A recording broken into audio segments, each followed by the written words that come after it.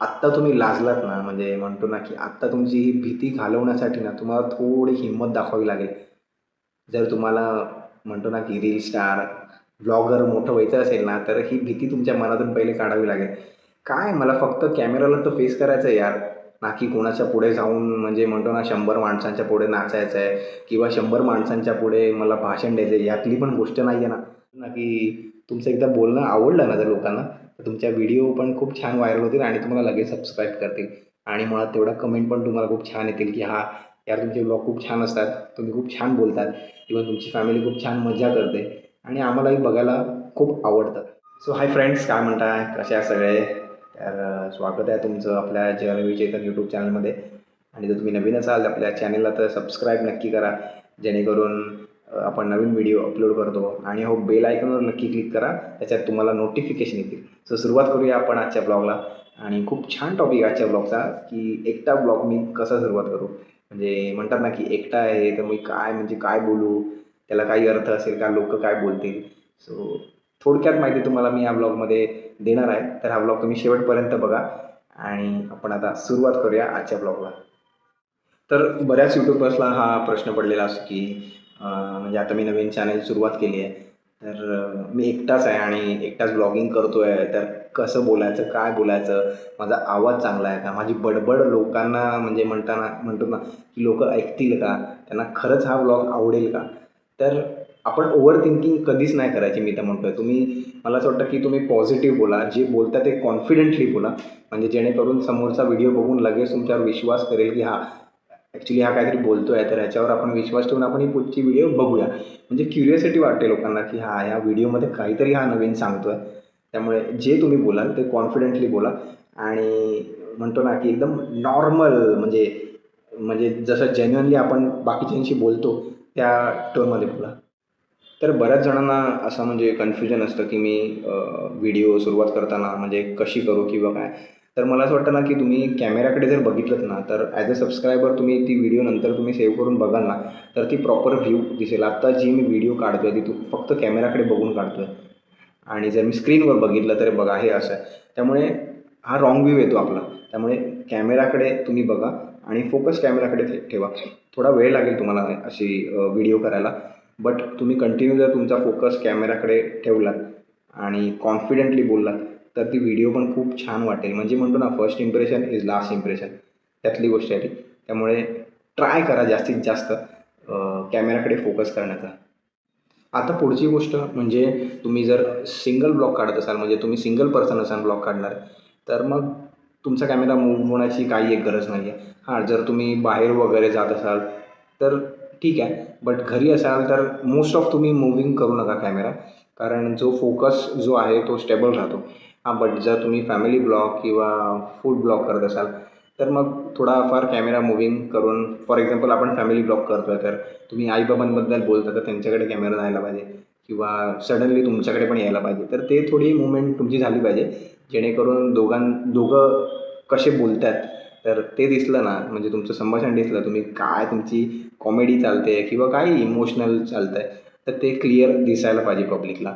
तरच ते ब्लॉग बघायला खूप मजा येईल. आणि जर तुम्ही एकटे ब्लॉगिंग करत असाल, तर स्टेबल आहे बघा, मी कसं आता स्टेबल ठेवला आहे मोबाईल, काहीही हलत नाही.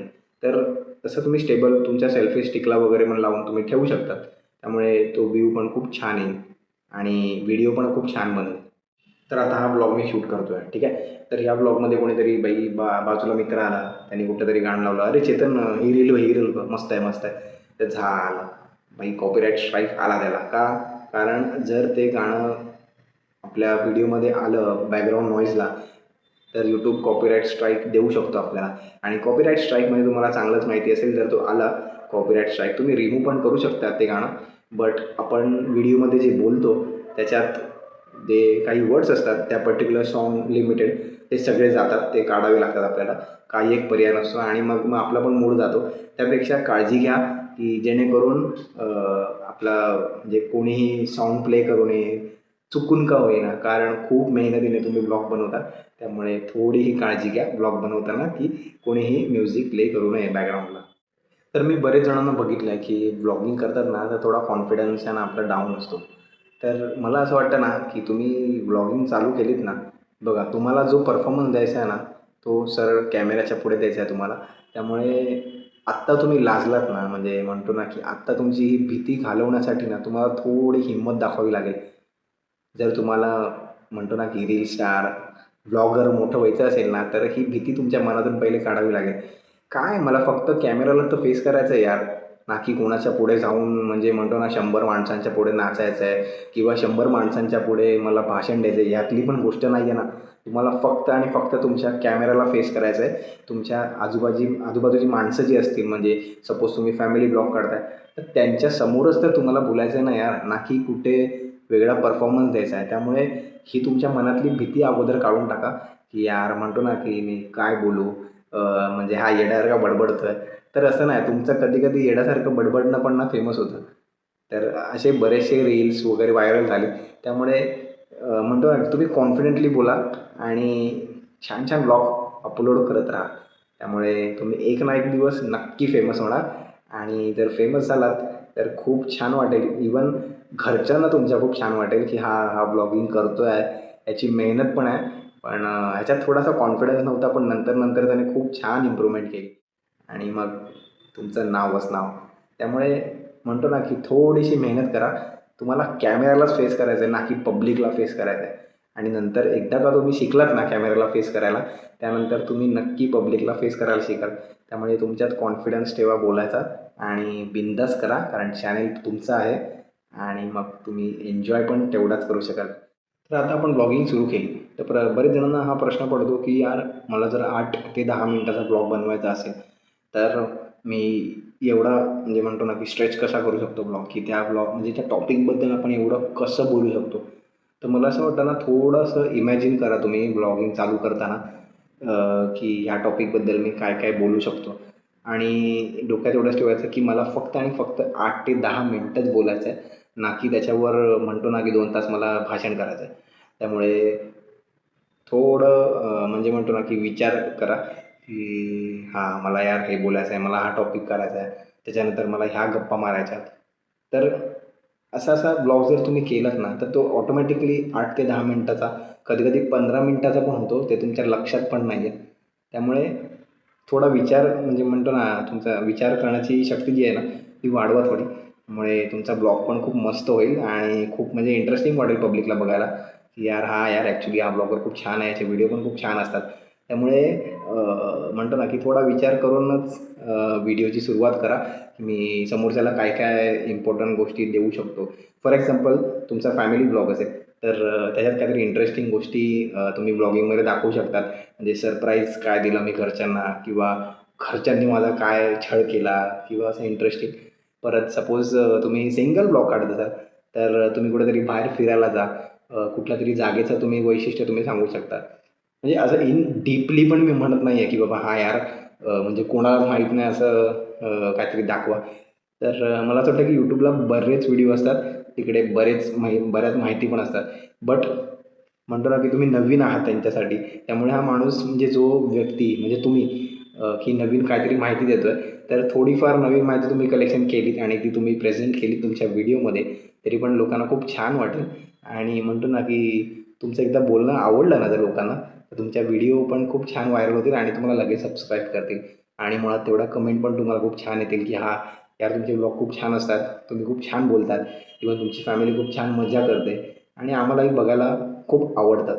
त्यामुळे मला असं वाटतं, की विचार करून थोडासा करा ब्लॉगिंग. त्यामुळे मस्त वाटेल आणि म्हणतो ना, की लोकं ओव्हरऑल सर्व ब्लॉग बघतील. म्हणजे तुम्ही सपोज मी 8 पॉइंट 10 मिनिटाचा केला आहे किंवा 10 मिनिटाचा केला आहे, तर सगळ्या ब्लॉग बघतील कारण तो इंटरेस्टिंग असेल. सो असे ब्लॉग बनवा आणि मस्त तुम्हाला लवकरात लवकर तुमचं जर म्हणजे लोकांना तुमचे ब्लॉग आवडले, तर चॅनल तुमचं लवकरात लवकर मॉनिटाईज पण होऊ शकतं आणि तुम्ही पण खूप खुश असाल, की बाबा हा यार आपली म्हणतो ना, की मेहनत रंगला आहे. त्यामुळे मेहनत करत राहा मित्रांनो, ब्लॉगिंग करत राहा. व्हिडिओ मिनिमम आठवड्यातून 3 तरी मोठे ब्लॉग टाका. जर तुम्ही ब्लॉगर असाल तर. दररोज टाकले तरी काही हरकत नाही. बट जसं आपल्याला वेळ मिळतो तसं आपण टाकतो. त्यामुळे कन्सिस्टन्सी खूप महत्त्वाची आहे YouTubeला. मी परत बोलतो, कन्सिस्टन्सी खूप महत्त्वाची आहे. तुम्ही आठवड्यातून 3 व्हिडिओ जरी टाकलेत ब्लॉग, तरी ते आरामात व्ह्यूज जातात आणि हॅशटॅग थोडेफार टाका, जास्ती टाकू नका. म्हणजे म्हणतो ना 3-4 टाकले तरी भरपूर आहे. त्यामुळे तुमच्या व्हिडिओला व्ह्यू जास्त जातील.